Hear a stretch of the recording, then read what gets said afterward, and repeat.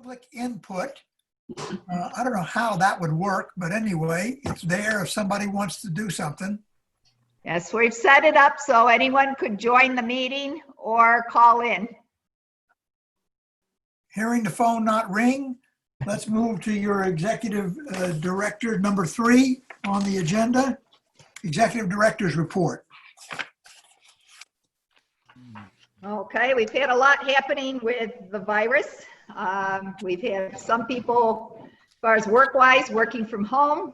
We've got shifts of people working. We're looking to, now that the weather's better, of trying to bring most people back in during the day.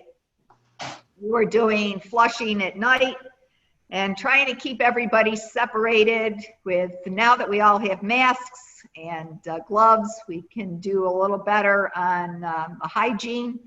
We have 4 different locations where people are working out of, and we're trying not to cross those people at all, to keep them separate. In case someone does get sick, we'll have full backups. We're continuing to do our system operations. We've had a couple of main breaks, and generally we've going on as much as we can with our work agendas as normal. As you know, we're closed to the public, so the customer service has dropped quite a bit here, so we've got other projects going. And we're not doing much going into homes where people are moving in or out and we have to change out the meters. We are making arrangements with the homeowners that they're leave the door open and are not nearby when we go in to do any work inside a home. So again, trying to maintain distance and as much as possible, we don't want to see anyone getting sick. So far, so good. We don't have any employees that are in that situation. We have seen a drop in our bill payments. Mark did a quick rundown. We haven't really gotten a whole month in yet, but it looks like we're probably around 15%, which is not as bad as I thought it would be. So most of the people are still managing to pay their bills. For those that aren't, we'll eventually be going to payment plans. As I mentioned in the report, the pipeline project's on hold now, except for obtaining 2 more easements. After we condemned the property with East Providence, the courts shut down, and Joe hasn't been able to file the condemnation papers for the easement. At this point in time, the courts aren't going to open until towards the end of May. Then we've got to get on the docket and get that moving. So we're looking at bidding in June at this point. Hopefully we'll have everything resolved by then, and we can still get construction going later this summer. So that's our plan so far. Just also our meter installation project is pretty much on hold, mainly because we have to get into people's houses. We're continuing to do anything we need to do on the outside, doing meter pits and anything of thing. We have quite a few of those that need to be finished up, so we're concentrating on those as well. And just a word on the dam removals. Thanks to Wenley, took a lot of work to get 2 grants in for some matching funds. We're looking for $750,000 each for the dam removal projects. We're hoping we'll get at least one of those, and if we don't get the second one, we can apply again next year. And those dams are looking to get removed in 2022. Next year, the state DOT is still planning on the road work for Schoolhouse Road, so they can raise the bridge and replace the culverts before we can get in to do any work on the upper dam. Providence rate case, I know Joe's spending a lot of time on that. I don't know if you want to mention anything about it, but we're right now going back and forth with questions and putting testimony together. They're still on schedule. They're still moving forward with the case. So lately it's been very demanding. And our firm, New Gen, is working with Joe on the financial analysis, and they've also started the rate study work. So they had been spending a lot of time on the rate case with Providence. So things are moving on both sides right now. So we're all keeping pretty busy. And I don't know if you have any questions at this point. Anyone? Yeah, I have one question. Sure, Juan. I was walking through North Farm today, and I have never seen so much painting on the roads anywhere, as well as all sorts of little flags for every utility known to man. And I was looking at all of these, and water lines were marked, and underground power lines were marked. And I was wondering, is that being done related to our case, or are they just doing something in there? I can't say for sure, but I know that they were laying some more phone lines through there. Oh, And we were in there doing some surveying for our property, and they were actually putting a phone line right on top of our pipe at the time. Okay, thank you. Anybody else? Then, Okay, Sue, anyone have any questions about Sue's report?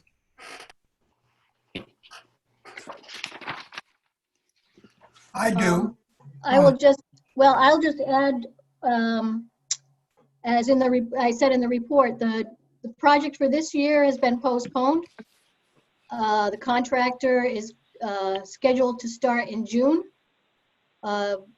We'll see if that happens, but we're pretty confident that they will be able to start the project, and they're confident they'll be able to finish it during this calendar year. So we're still hopeful that will happen.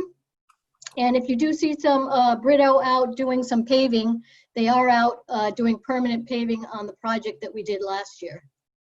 So they're in Barrington, and they'll be in Bristol finishing up last year's project.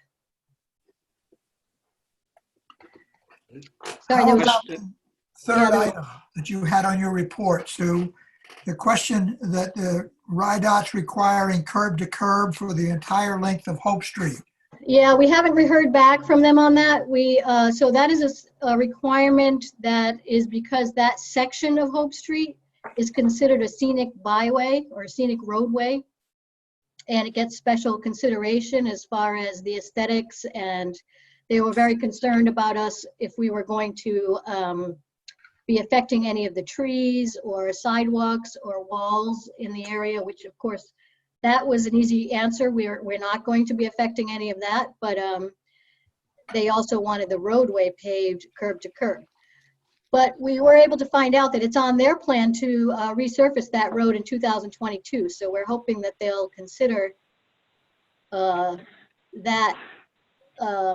they're going to be repaving it and allow us to have a more lenient paving requirement. That would add obviously a lot of money to our project that we didn't budget. Someone had a comment?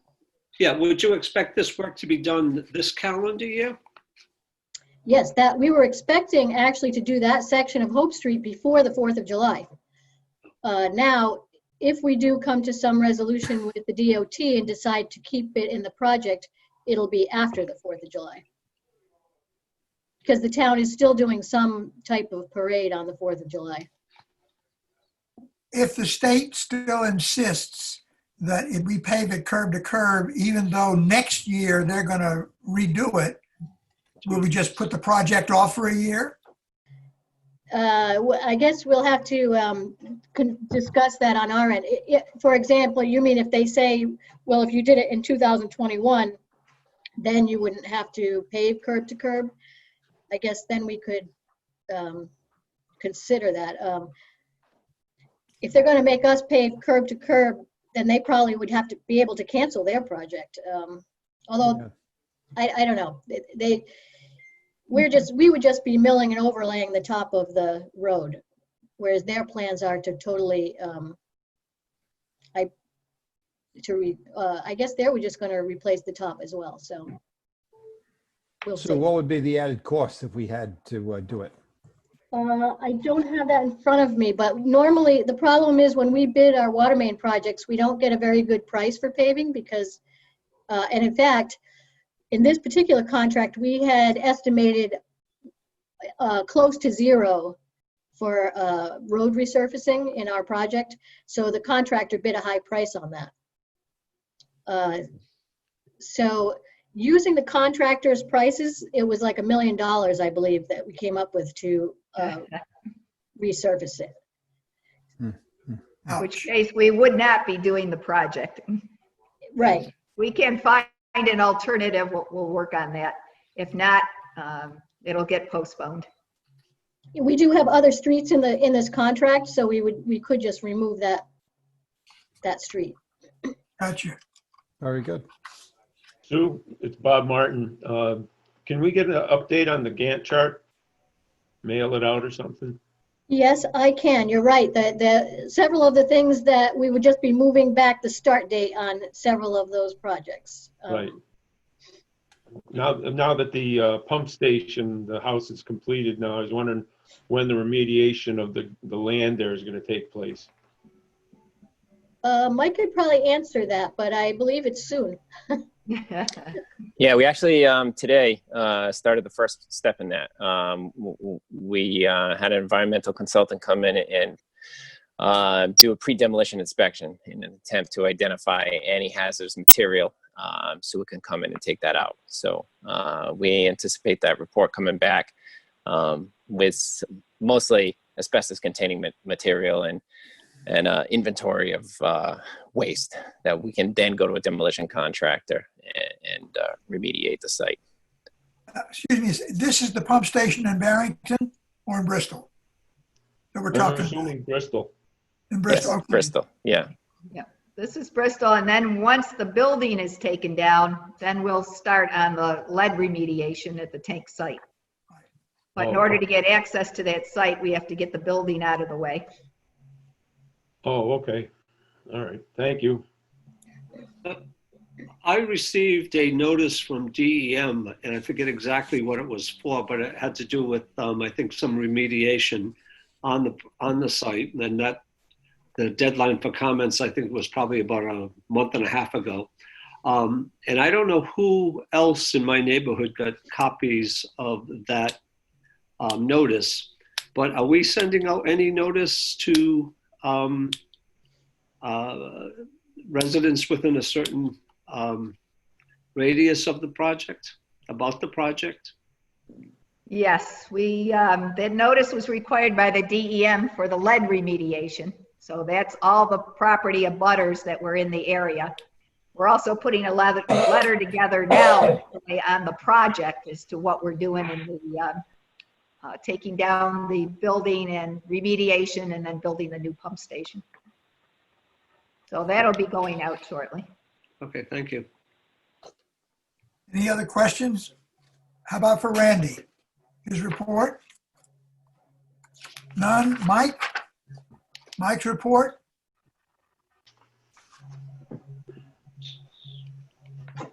All set. Moving right along. Financial report. Oh, boy. It's me. I just lost them. Yeah. Take all the time you need, Mark. Am I still there? We I see see you, we you. don't Good hear see you. You're there. You're on, Mark. Okay, everybody hear me okay? Yes. Okay, I'm getting a thing that the internet's unstable, so if I go away, that'll be it. First thing, the February reports, you notice they all say draft. As usual, I send this out, basically, I always say for information only. We don't talk too much about it because until it's finalized by the auditors, the numbers are basically what I've provided to them. One misprint on the first page at the bottom, which happens when you cut and paste a little bit. It says we instituted our 4.5% rate increase. We instituted our 10% rate increase. So other than that, I put some information on that cover sheet just on some of the things that's happening. The biggest thing I'm working on right now is the audit, which is kind of a challenge. We have limited help at work, and the auditors, we're going to try to do this remotely, which is a challenge because we have a lot of documents going back and forth. I talked to them this afternoon. So we're going to probably start in the middle of next week remotely, kind of at a slow pace. I'm sending them a complete line by line of every transaction for the year in Excel spreadsheet. It's 22,000 lines long. So it's quite a file. Randy's going to help me put it together to send to them. They're going to have that to go through, as well as a trial balance. And then I have all my proven out schedules, bank statements, all my accruals balanced out for the year. And I'm about 99% ready to go on that. So it's going to be quite a challenge, I think, to do it remotely. They said they may come in at the end for a day or two to look at any documents that we can't get to them through by digitizing them. I'm waiting for the OPEB actuarial report. With everybody working at home, things have slowed down getting it. I just talked to them today, and I should have that in a couple of days. Other than that, it's quiet, lonely in my office, but we're getting by. When did you say the audit would start? We're going to probably start. I'm going to give them the big file in Excel. Probably middle of next week, and then they'll work from there. So will they start in April or just essentially say beginning in May? Yeah, we're going to start. We're going to start middle of next week. Okay. Giving them the file. So it may not be done. It may take a month to get through this, a little bit every day, but we'll get through it. So. I understand. Any questions anyone has? Tom? Yes, Mark, I'm looking at page 4 of the draft. And some of the big deviations I can understand, but some, if you could talk through them as to why they are so different from last year. I had the same exact question. Which line you looking at? The first would be 50100. Salary and wages. Right. It's a 50% increase. No, you're looking just for that month. Yes. Correct.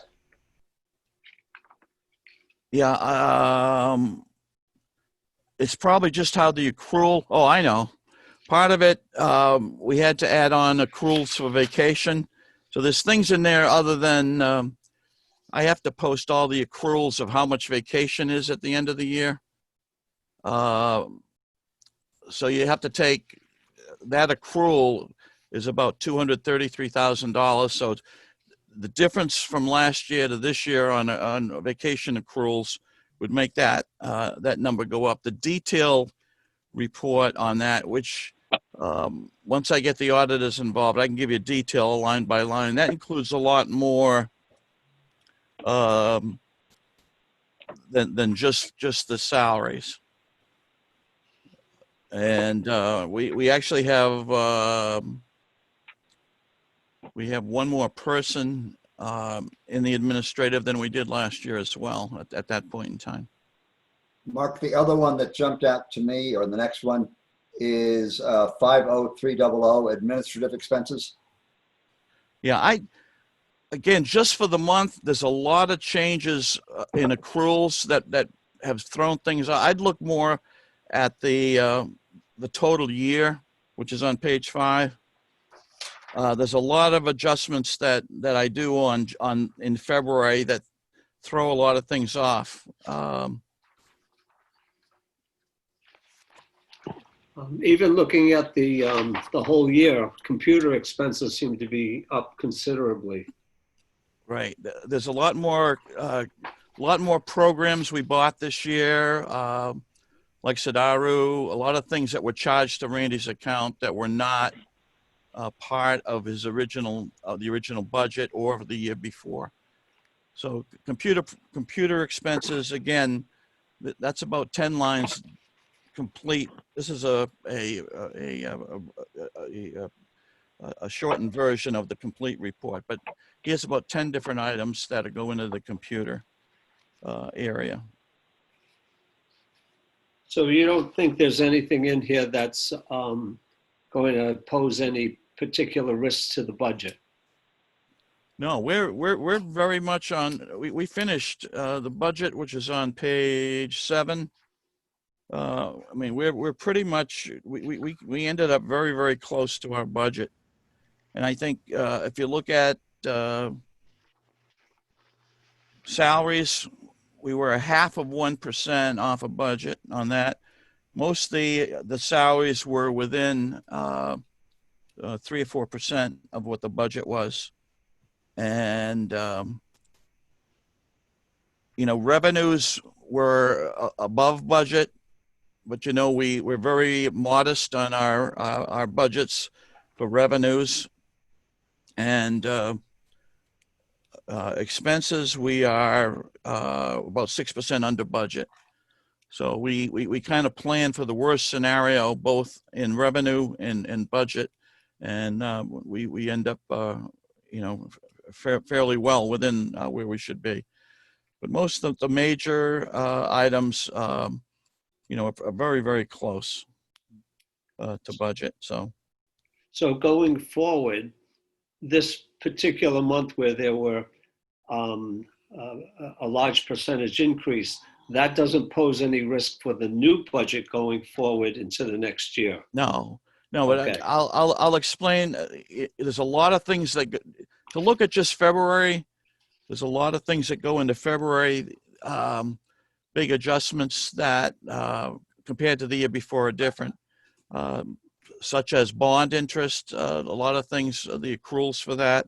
So there's a lot of things that change year to year that, you know, depending on the situation. But looking at the total year on page 7 gives you a better idea of where we are with the budget, and on page 5 with actual expenses versus last year. Okay, thank you. Any other questions? It's not part of Mark's report, but I don't know if there's going to be any kind of conversation based on the Washington Trust information that we got and Gene's comments on that. I don't know if George or Gina wanted to share any thoughts on that. I know it's not listed here, but I'm not sure if it's, you know, we got the. Yeah, I didn't have any thoughts other than the fact the stock market is so volatile right now. I don't think that you can take much comfort or get too panicked by the report. Okay. Right. It does have an impact, but you know, it has come back, like he said, with a grain of salt. It's come back a bit in April, and it's going to be a slow process coming back. But you know, we were well funded going into it for the pension.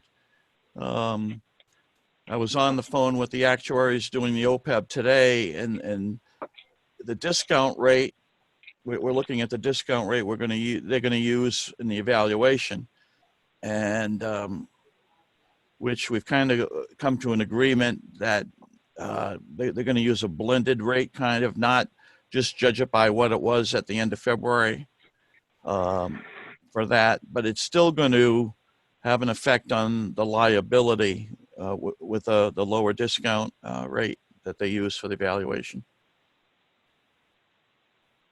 I think they use more of a point in time where the pension, we use that 10-year average when we're looking at it.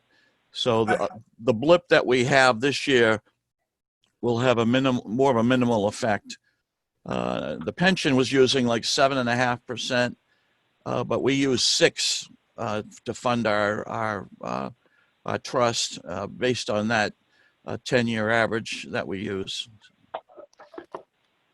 I do have one thought about the performance.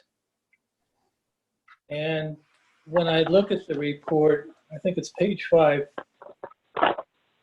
the common stocks in the portfolio have underperformed the S&P 500 over the last 10, 5, 3, and 1 year periods of time, and also over the year-to-date period of time. I know I'm sounding like a broken record on this. At some point in time, I think it would be worthwhile to have a heart-to-heart talk with Washington Trust about that, because the reality of the situation would be that one investment in the S&P 500 would have outperformed their portfolio over those periods of time, which is rather dramatic.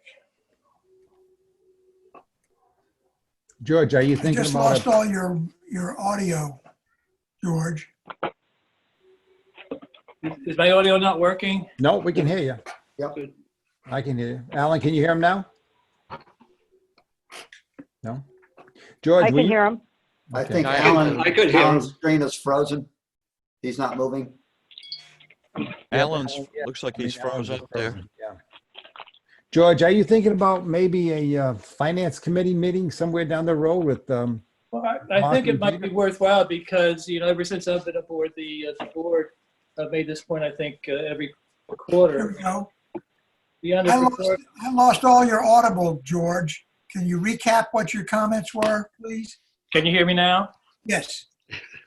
Well, over all periods of time, really, the performance of the common stocks in the portfolio have underperformed the S&P 500. So, a straight investment in the S&P 500 would have outperformed their stock portfolio over all those periods of time. So it'd be worthwhile, I think, to have a discussion about it because it's just taking money off the table.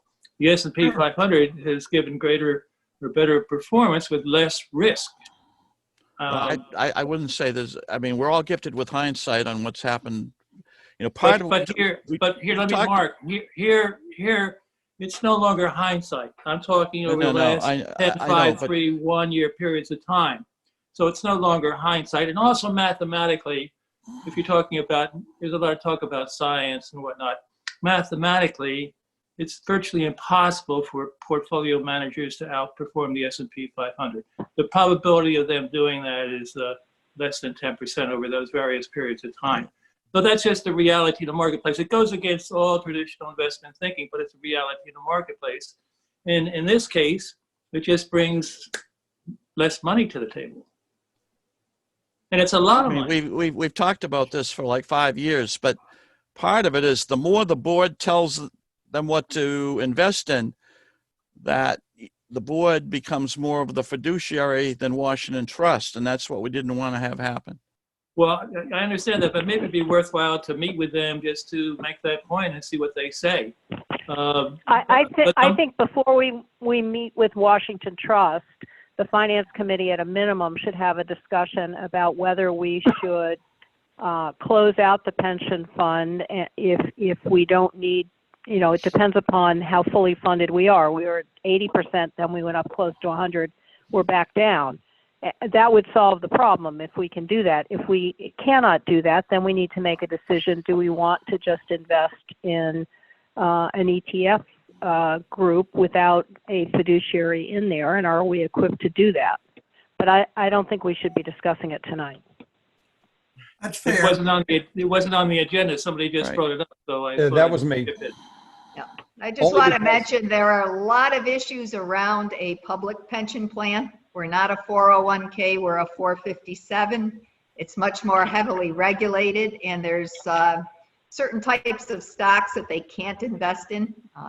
It's got to be definitely a... No, I understand that, Pam. Okay. Well, but this isn't the 401k plan. This is the defined benefit plan. It's the pension. That's right. I'm sorry. It's the defined benefit plan. Right. can we fit this on your agenda have a finance committee meeting. I think what Pam was heading was, we've looked at closing it out before, and there's all kind of issues with that. Excuse me. Of paying it. Excuse me. Can we cut this off and put this on an agenda? I agree. Let's put these actions onto a finance committee meeting that you can have in the coming month. Sounds good. And start to discuss all that stuff. Yeah, it wasn't on the agenda. It wasn't on the agenda, and somebody else brought it up. That's okay. That's okay. All right. Number 5 is the purchase of vehicles. Yes, Mike has put together a vehicle procurement plan. We take a look at all of our vehicles, the ages, the number of miles, the amount of maintenance that we're spending on the vehicles. So we've developed a trade-in program and a replacement program, and allocated funds every year to turn over the vehicles. So at this point, he's requesting that we purchase 2 new vehicles and trade in a couple of old ones. We look at the master price agreements from actually Rhode Island and Massachusetts, which we're allowed to take both. And then we actually end up with Tasca Ford is on one of the price agreements, and we work with them. They offer us, in this case, a lower price than the actual agreements, which we're allowed to do. So at this point, we'd like the board to approve the purchase of 2 vehicles from Tasca in the amount of $51,892.50, which does include the trade-ins for 2 other old vehicles. Will someone make that motion? So Tom moved. Craig spoke, so moved. Who made it so she can record Tom it? Craig. Okay, and who did the second? I did. Okay. Discussion?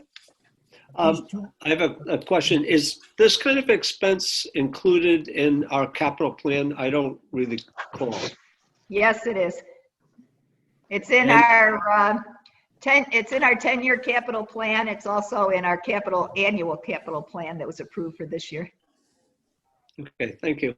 Mr. Chairman. I have a question. Just for Excuse general me, go information, ahead. just John, for you had a general- point?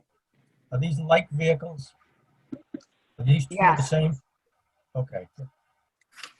I'm wondering, is the reliability rating of the trucks, is that something you take into consideration?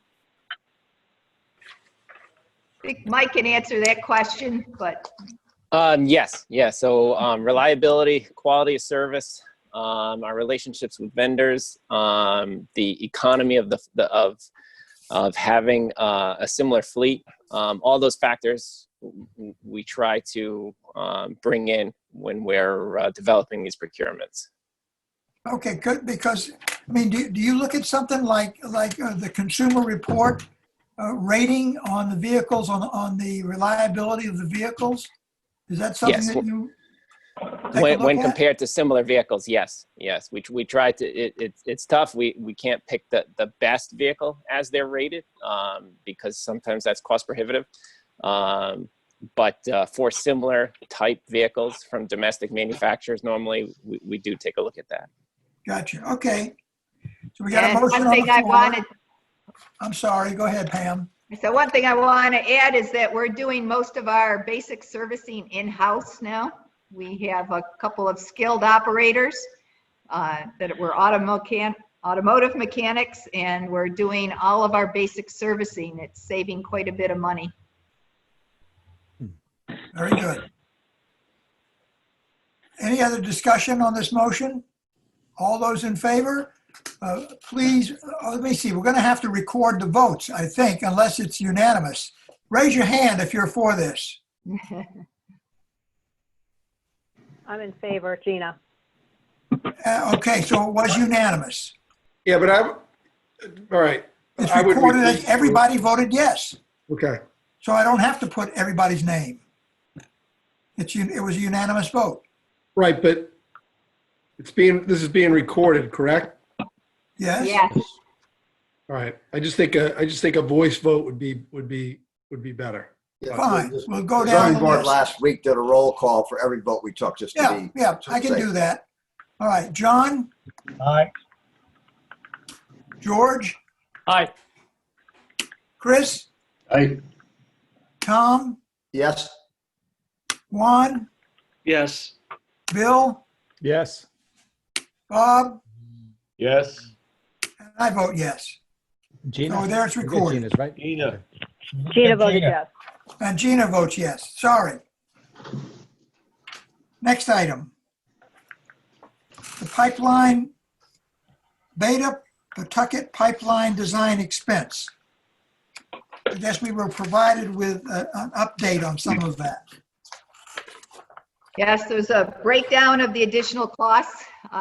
The original proposal that was submitted by Beta was looking at a couple of different routes, the main one being the Pawtucket Avenue route.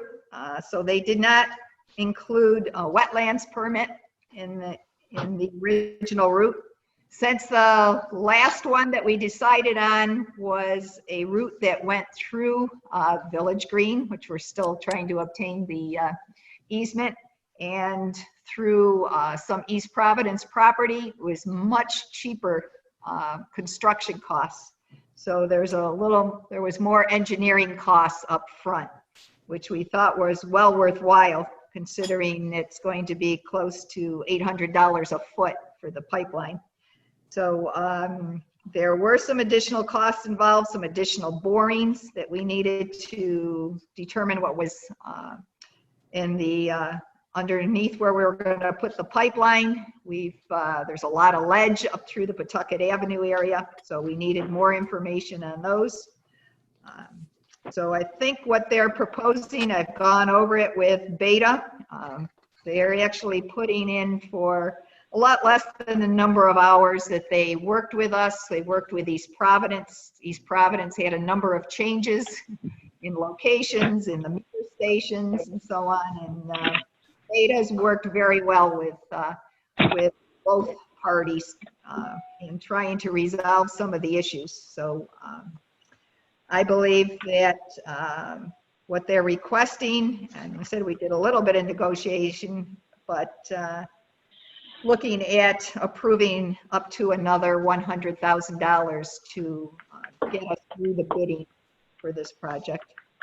This is based on that letter dated 4/22 of $96,040, right? You just want to cover it. That's correct. Okay, so let's get a motion on the floor. So up to moved. $100,000 extension So moved. from Bill. A Second. second. Gina. Gina is seconded. Any further discussion or questions? I have one question. Did you say, Pam, that some of the borings have already been done? No, we put a hold on them till we approve the funding. Oh, okay. They did do borings under the there was an addendum too, that we did additional borings. But then when we relocated one of the mains just recently to get out of the way of the sewer, to get it a little further away, we need to do some additional borings, but we haven't done them. yes. I have a question. Yes, I was a little confused in the numbers, and I don't have any issues with the project, the amendment. I didn't see an April 22nd letter, but my package has an April 7th letter, and perhaps you explained this, Pam, by saying you negotiated it.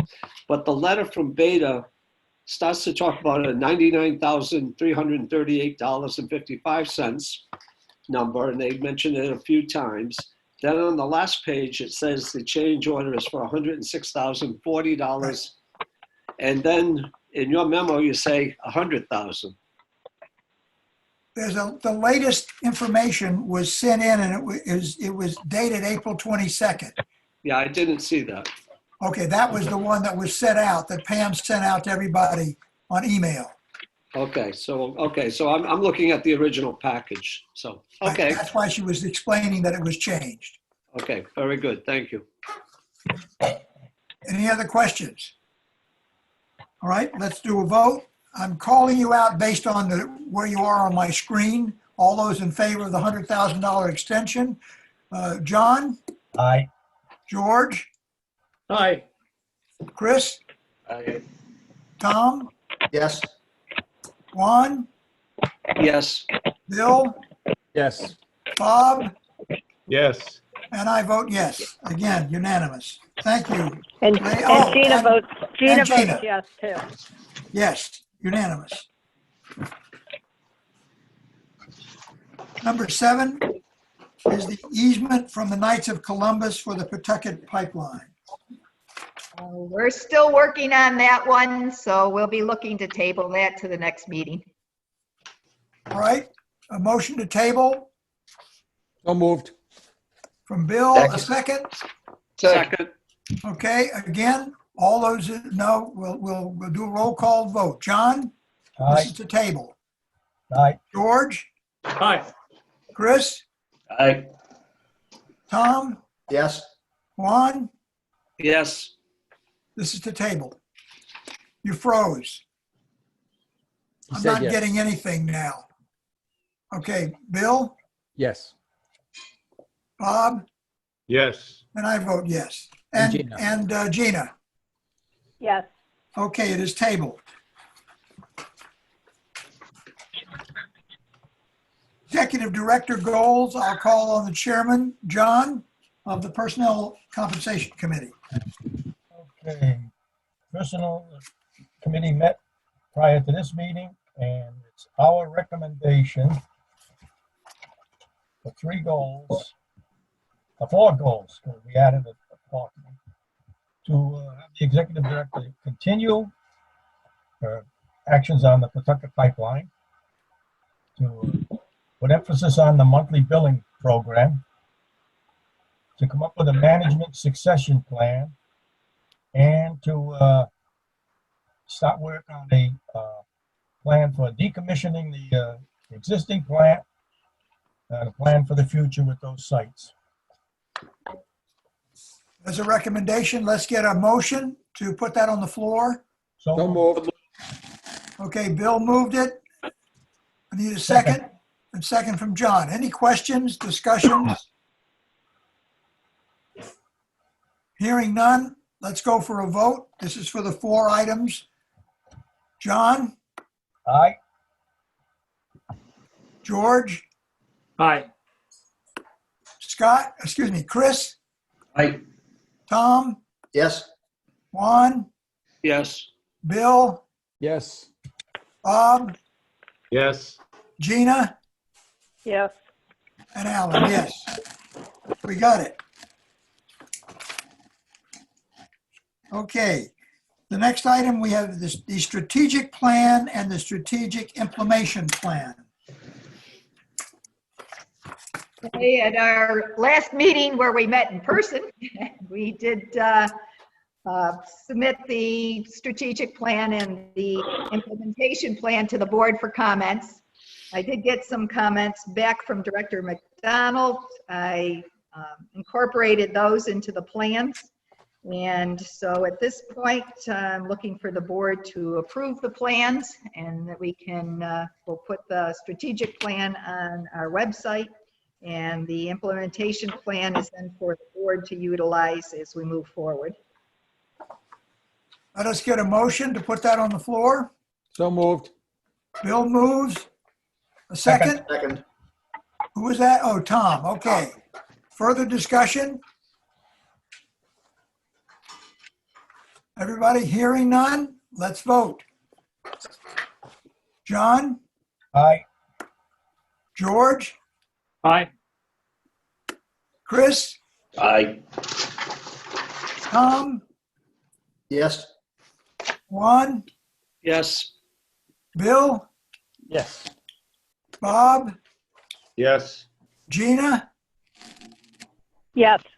And I vote yes. So that is unanimously approved. Now the implementation plan. Let's get a motion to put that on the floor. So moved. Bill moves. Second. Second. Who was it that seconded? Juan. One, okay. Any further discussion? The one thing I wanted to ask about was on the page 6 of the plan, and that's the item about reducing liability to the Massachusetts source water infrastructure. And there's no implementation time frame for that. And it would seem to me that that's a pretty high priority, but I'm not sure. So is there a way we can put a time frame, even if it's loose at this point? I mean, it's a plan, it's not a mandate here, but to be determined seems kind of never get done type of thing. Well, actually, we're looking at the to be determined is when we want to submit legislation to remove the Bristol County Water Act. And we've been talking with Joe about that. As far as the idea was we were going to wait until we fully collected all of the funds from the surcharge funds that the state owed us. At this point, we're getting close. And we wanted to make sure we had those funds before we went into try and remove the Bristol County Water Act from legislation, which then relieves the state of any responsibility for the source of supply. Of course, they haven't recognized their responsibility, or if they have, they said they just don't have the funds. And that ties in with when do we actually request the canceling of the contract for the Anawan Dam, because that was also directly tied to the legislation. The rest we're working on. The state of Massachusetts is working with us in Save the Bay, looking into removing the dam at Shad Factory. We're actually working with the town of Swansea about having them take over the Swansea dam at that location. They're looking for more water, so it's probably a good opportunity to try and come to some agreement with them. So things are in the works. It's just a matter of when we want to pull the trigger with the state. Okay, there are a number of items in here where you have multiple years. Like if you look above on that page, you see a big demolition of the treatment plant, 2020 to 2021. And further down the page, you see another one right below the item we're talking about, 2020 to 2022. And I'm just thinking that we should be able to, at this point, even just put 2021 to 2022 in there, just so we have something that focuses our attention on, we want to get this done in this time frame, even if it spans 3 years. Right. Well, it is 2020 because we're working on it now. The state is Well, actually.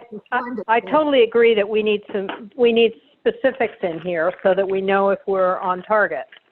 So are you comfortable with putting 2020 to 2021 in here? Well, it depends on the specific issue. If you're looking at investigating the removal, it's going to take a couple of years. It's the state of Massachusetts is doing most of the work on this. And then they did engage an engineer this spring. They did get the report done. It was being finalized right now, as a matter of fact. But you have the difficult part, the removal, item C as 2020 to 2022. But the two items that would have to come first, you don't have a time frame for. So I would put the same time frame there as 2020 to 2022, and at least we have something we can focus our attention on. I've got a question for Mark. How long have we been paying ourselves off what the state owes us? That's $670,000 or whatever it is. Yeah, where are we right now? We're getting real close. I talked to Joe a month or so ago about this. I think my guess is probably somewhere around August, we'll probably have enough money to take the next step. And we're not really sure what that's going to be or how we're going to approach that. But I think Joe was going to work on that. Okay. That's been going on for a couple of years now. So maybe some of the new folks don't even know the detail. Maybe we ought to write that up just as a note that the board can be brought up to date on why that started, how long it's been going on, what our approach was. Just as a working paper for the directors. Sounds good. Okay. All right, let's just put that down and we'll explain the detail for those for whom this may sound, what are we talking about? This is basically because the state refused to pay us. In any event, let's deal with that. And my suggestion is if dealing with that issue can impact any of the items on the strategic plan, we had best not be rash on the strategic plan implementation until we know exactly where we're going with regard to this payment. It is a case of which one's coming first, the chicken or the egg here. And all I'm trying to do is get us to focus some attention on this item, which seems to be important. But we've established when we want to remove it, but we haven't established when we're going to go and do the other steps. I understand Has the the state noticed that we're not paying them? Oh, they're very well aware of it, which excludes us from applying. They have a little bit of money available for grants, but we can't apply for it because we refuse to pay the surcharge. And since they're $200 million in the hole, in the budget hole, I don't think they're going to be giving out a lot of grants anyway. Well, and I would argue that they're probably not complying with their own constitution because they owe us money. Sure, you're right, Gina. That's been the issue all along that pushed us into this. Right. They approve a project and they don't pay for it. So let's get the background so that all the newer members will know exactly what this is all about. If you want to put off voting on this implementation plan, fine. If you want to put something in there, but let's move forward as quickly as we can. Let's put the dates in as Juan outlined and move ahead with it. Okay, what dates do you want? There's two TBDs. I would echo what you have down there for item C, which is 2020 to 2022. Okay.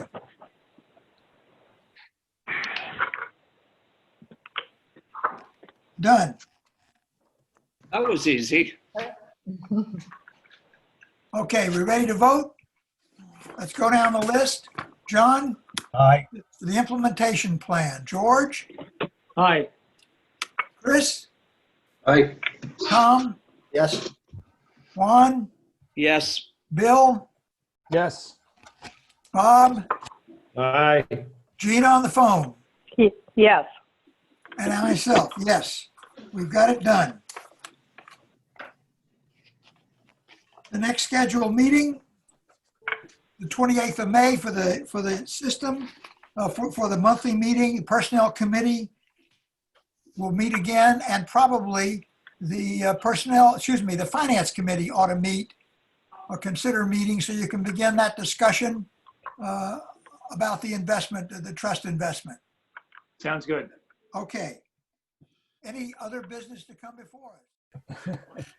I'll entertain And we a still have motion it on the to shelf. adjourn the meeting. So moved. Move. Who seconded? Bob. Okay, we'll just take this one as a unanimous vote and fight the state if there's a problem. All those in favor, thumbs up. Thumbs up. There we Chris, go. welcome aboard. It was a pleasure having you here, sir. Oh, thank you. My Yes. pleasure. Welcome, Chris. Hey. Welcome, Check everybody. out we got the draft tonight. See what Belichick's got up his sleeve here. Stay safe. Oh. He's going to Tampa. Is that ball fully You wouldn't doubt inflated? it. Meeting is adjourned at 7 o'clock. All right. Thank you. Good night, all. Bye, everybody. Good night. Thank you all. Good night.